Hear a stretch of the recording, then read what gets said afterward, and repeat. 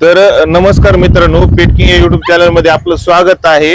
तर माझं नाव आहे राज जाधव आणि आपल्या जवळ आज सर आलेले आहेत। कुठून आणि त्यांचं नाव काय आणि कशासाठी त्यांना विचारू। सर एकदा तुमचं नाव सांगा आणि तुम्ही कुठून आलात? माझं नाव कृष्णा बंगेर आहे। मी नेरूळ नवी मुंबईवरून आलोय। हा, तर माझ्या जवळ हे जर्मन शेफर्डचे पिल्ले आहेत। यास तुम्हाला कळलं कुठून? इंस्टाग्राम सरांनी इंस्टाग्रामवर बघून जवळजवळ 500 ते 600 किलोमीटर सर कार ड्राईव्ह करून इथपर्यंत आलेले आहेत, फक्त आपल्या इथून पिल्ले घेण्यासाठी। कारण सरांना आजूबाजूला पिल्ले भरपूर भेटले असते, पण विश्वासाचं काय असते की एकदा विश्वास जो कोणावर पटला तर माणूस किती लांबून येते। आज त्याचं एक तुम्हाला उदाहरण दाखवतो। 600 किलोमीटर आले तर रात्री जवळ 11 वाजता निघाले तर आज सकाळचे 8 वाजले तिथे यायला यांना।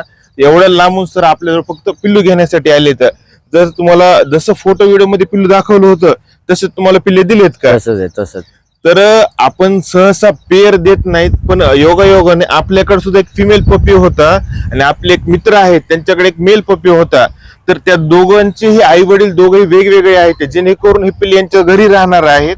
घरी राहील जेव्हा हे मोठे होतील तेव्हा यांची जी ब्रीडिंग होणार आहे ती ब्रीडिंग नॉर्मल होईल। त्यांचे पिल्ले अपंग निघणार नाहीत, त्यांच्या पिल्ल्यांमध्ये जेनेटिक फॉल्ट येणार नाही। त्या हिशोबाने आपण मदर फादर पूर्ण वेगवेगळे असणारे इनब्रीडिंग नसणारे पिल्ले आपण त्यांना देत आहोत। ह्या पपीचे मदर फादर वेगळे आहेत आणि या पपीचे मदर फादर वेगळे आहेत।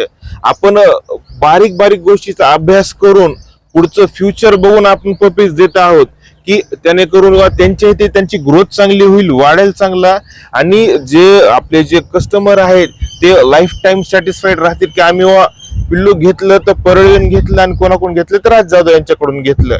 तर असेच पिल्ले आपल्याकडे अवेलेबल असतात।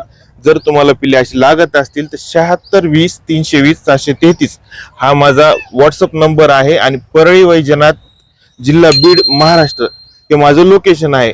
या लोकेशन तुम्हाला संपर्क साधू शकता। धन्यवाद।